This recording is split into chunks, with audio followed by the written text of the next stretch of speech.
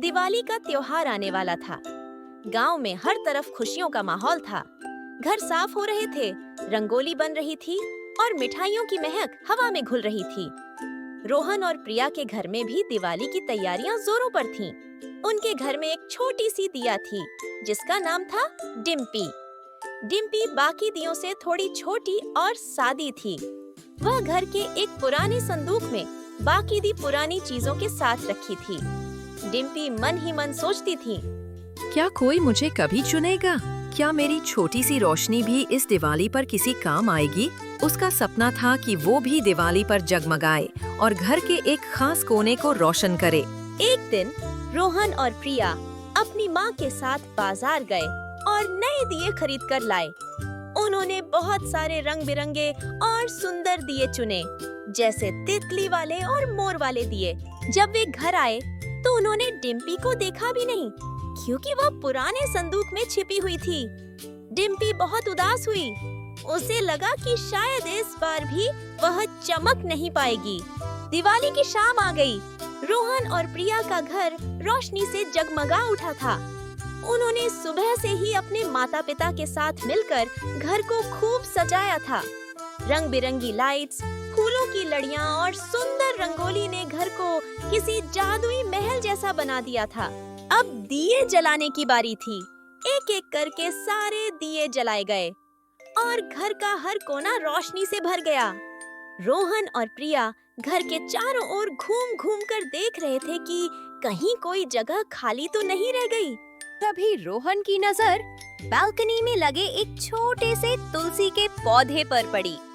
वो तुलसी का पौधा जिसे दादी बहुत मानती थी, वो अभी भी अंधेरे में था और जो दिए उन्होंने बाजार से खरीदे थे वे सब खत्म हो चुके थे। रोहन ने माथे पर हाथ फेरा। ओह नो, अब कहाँ मिलेगा एक और दिया? रोहन और प्रिया थोड़े उदास हो गए। तभी प्रिया को एक तरकीब सूझी। भैया, उसने कहा, याद है दादी ने कुछ पुराने दिए एक टोकरी में रखे थे? शायद उनमें से कोई मिल जाए। रोहन की आंखों में चमक आ गई। वे जल्दी से स्टोर रूम की तरफ भागे। एक कोने में धूल से ढकी एक टोकरी में उन्हें कुछ पुराने दिए मिले। उन्हीं के बीच डिम्पी भी थी।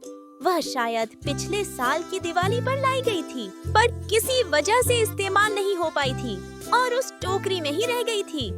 वह थोड़ी गंदी थी, पर बिल्कुल सही सलामत थी। यह मिल गया। रोहन खुशी से चिल्लाया। प्रिया ने प्यार से डिम्पी को धूल पोंछकर साफ किया। यह तो हमारे छोटे से तुलसी के पौधे के लिए बिल्कुल परफेक्ट है, उसने कहा। रोहन ने डिम्पी को तुलसी के पौधे के पास एक छोटी सी लकड़ी के टुकड़े पर रख दिया, ताकि वह थोड़ी ऊंची दिखे और उसकी रोशनी अच्छे से फैल सके। रोहन ने सावधानी से माचिस जलाई और डिम्पी की बाती को रोशन कर दिया। पहले तो डिम्पी की लौ थोड़ी टिमटिमाई, जैसे वह अपनी छोटी छोटी आंखें खोल रही हो, और फिर अचानक चमत्कार हुआ। डिम्पी की छोटी सी लौ बाकी सभी दियों से अलग एक सुनहरे तारे जैसी चमकने लगी।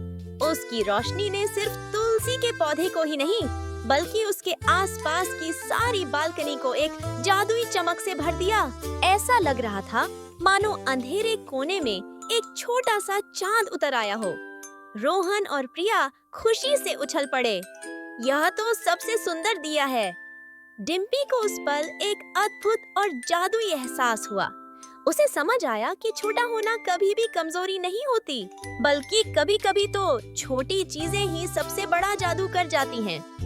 उसकी रोशनी भले ही उतनी बड़ी नहीं थी जितनी बाकी दियों की थी, पर वह अपनी जगह पर बिल्कुल सही और जरूरी थी। उसने उस तुलसी के पौधे को एक ऐसी जादुई चमक दी थी जिसे और कोई दिया नहीं दे पाता। उस रात डिम्पी अपनी सुनहरी जादुई लौ से चमकती रही, यह जानते हुए कि उसने एक खास कोने को रोशन किया है और दिवाली की खुशियों में अपना सबसे खास योगदान दिया है। शुभ दीपावली। एक राज्य के पास बसे छोटे से गांव में रवि नाम का एक गरीब दर्जी रहता था। उसके हाथ में जादू था और वह बहुत सुंदर कपड़े सिलता था। एक राज्य के पास बसे छोटे से गांव में रवि नाम का एक गरीब दर्जी रहता था। उसके हाथ में जादू था और वह बहुत सुंदर कपड़े सिलता था। एक राज्य के पास बसे छोटे से गांव में रवि नाम का एक गरीब दर्जी रहता था। उसके हाथ में जादू था और वह बहुत सुंदर कपड़े सिलता था। लेकिन दरबार में एक ईर्ष्यालु मंत्री ने राजा के कान भर दिए और कहा, महाराज, पोशाक में एक छोटी सी सिलाई ठहर ही है। राजा विक्रम, जो बहुत गुस्सैल थे, क्रोधित हो गए। उन्होंने पोशाक रवि पर फेंक दी और उसे दरबार से निकाल दिया। दुखी होकर रवि जंगल में चला गया और एक बड़े डरावने बरगद के पेड़ के नीचे बैठकर रोने लगा। वह पेड़ एक भयानक कानाफूसी करने वाले भूत का घर था। रात होते ही भूत प्रकट हुआ। उसकी आंखें लाल चमक रही थीं और वह बहुत डरावना था। वह फुसफुसाया, कौन है जो मेरे जंगल में रोने की हिम्मत कर रहा है? मुझे बहुत भूख लगी है और तुम एक स्वादिष्ट भोजन लग रहे हो। रवि बहुत डर गया, लेकिन उसे तुरंत एक तरकीब सूझी। उसने राजा की फेंकी हुई पोशाक उठाई और बहादुरी से बोला, अरे भूत, तुम मुझे नहीं खा सकते। मैं राजा विक्रम का भूत पकड़ने वाला हूँ। जोर से हंसा, भूत पकड़ने वाला? तुम जैसा छोटा आदमी मुझे कैसे पकड़ेगा? रवि ने पोशाक दिखाते हुए कहा, इस जादुई पोशाक से यह एक जादुई जाल है।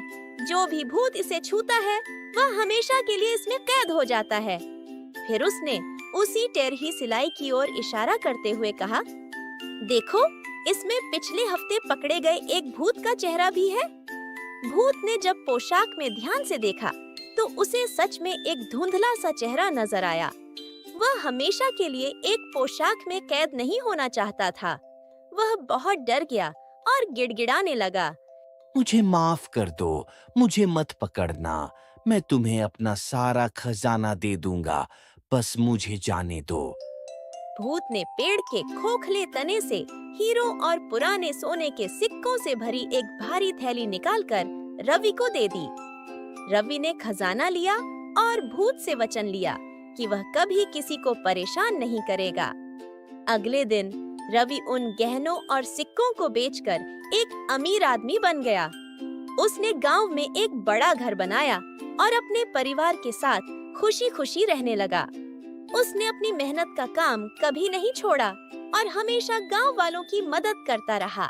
सीख: कहानी से हमें यह सीख मिलती है कि मुश्किल समय में डरने की बजाय अगर चतुराई और ठंडे दिमाग से काम लिया जाए तो बड़ी से बड़ी मुसीबत को भी अवसर में बदला जा सकता है। एक जंगल के पास एक छोटा सा गांव था। वहां एक प्यारा सा बच्चा रहता था। उसका नाम चिंटू था। चिंटू को खेलना बहुत पसंद था। उसके घर के पास एक बड़ा आम का पेड़ था। पेड़ बहुत घना था। उसकी शाखाएं लंबी लंबी थीं और उस पर बहुत मीठे आम लगते थे। चिंटू रोज उस पेड़ के पास जाता। कभी पेड़ पर चढ़ता, कभी झूला झूलता और कभी पत्तों से खेलता। पेड़ भी खुश होता था। पेड़ चिंटू से बहुत प्यार करता था। एक दिन चिंटू ने कहा, पेड़ जी, मुझे आम खाने हैं। पेड़ मुस्कुराया और बोला, ले लो बेटा, जितने चाहिए उतने आम ले लो। चिंटू ने खूब सारे आम खाए। दोनों बहुत खुश हुए। दिन बीते, साल बीते। अब चिंटू बड़ा हो गया। अब वह पेड़ के पास रोज नहीं आता था। एक दिन वह फिर आया। पेड़ बहुत खुश हुआ। चिंटू आ गया, आओ खेलो मेरे साथ। चिंटू बोला, अब मैं बच्चा नहीं हूं, मुझे खेलने का समय नहीं है, मुझे पैसों की जरूरत है। पेड़ सोच में पड़ गया। फिर बोला, मेरे फल ले जाओ, उन्हें बेच लो और पैसे कमा लो। चिंटू ने आम तोड़े और चला गया। फिर बहुत समय बीत गया। चिंटू अब और बड़ा हो गया था। वह फिर आया। पेड़ बोला, आओ बेटा, मेरे पास खेलो। चिंटू बोला, अब मुझे घर बनाना है, क्या तुम मेरी मदद कर सकते हो? पेड़ बोला, मेरी कुछ शाखाएं काट लो और उनसे घर बना लो। चिंटू ने शाखाएं काटी और चला गया। अब पेड़ के पास न फल थे न शाखाएं, लेकिन फिर भी वह मुस्कुरा रहा था। फिर एक दिन बहुत बूढ़ा चिंटू लौटा। पेड़ बोला, अब मेरे पास कुछ नहीं बचा बेटा, न फल न शाखाएं। चिंटू बोला, अब मुझे कुछ नहीं चाहिए, मैं तो बस बैठना चाहता हूं, मैं थक गया हूं। पेड़ बोला, मेरे पास एक मजबूत तना है, आओ बैठ जाओ। चिंटू बैठ गया। उसने आंखें बंद की और पेड़ के सहारे आराम से बैठा। पेड़ खुश था, बहुत खुश। सीख, प्रकृति हमें बिना कुछ मांगे सब कुछ देती है। हमें उसका धन्यवाद करना चाहिए और उसका ध्यान रखना चाहिए।